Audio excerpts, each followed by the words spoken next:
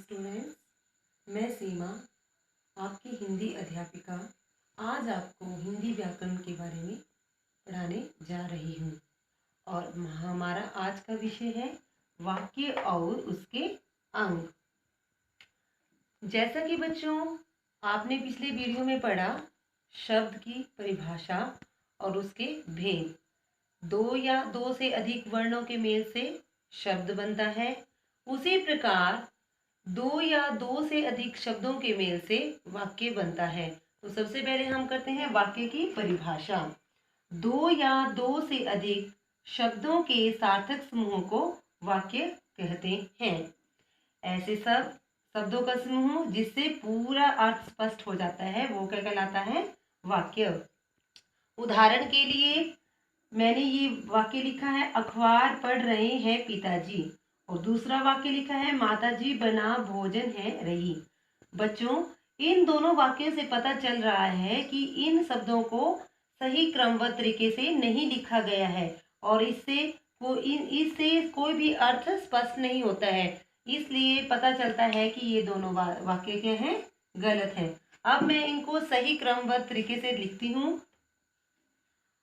पिताजी अखबार पढ़ रहे हैं। दूसरा, माताजी भोजन बना रही हैं।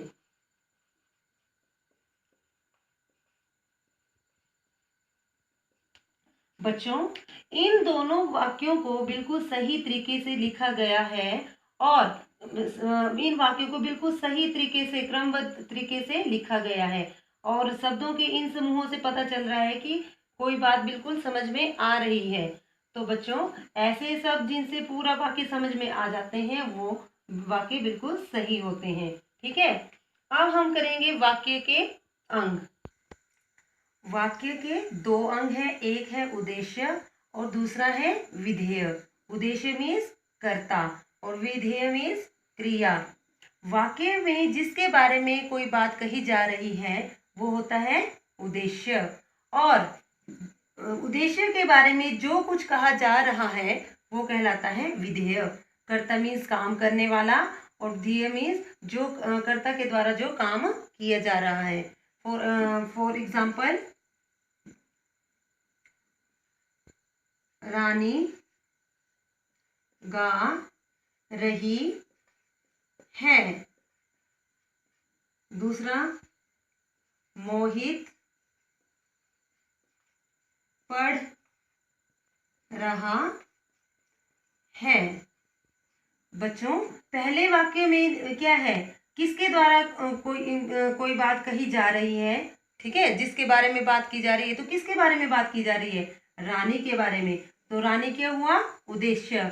और रानी के रानी के बारे में क्या बात कही जा रही है? कि वह गा रही है। तो इसमें रानी क्या है? उद्देश्य। ठीक है, और गा रही है क्या हुआ? विधेय।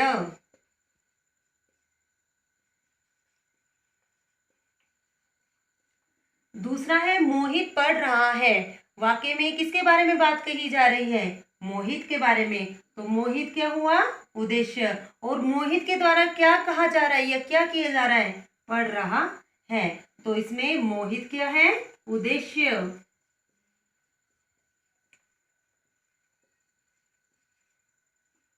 और पढ़ रहा क्या हुआ?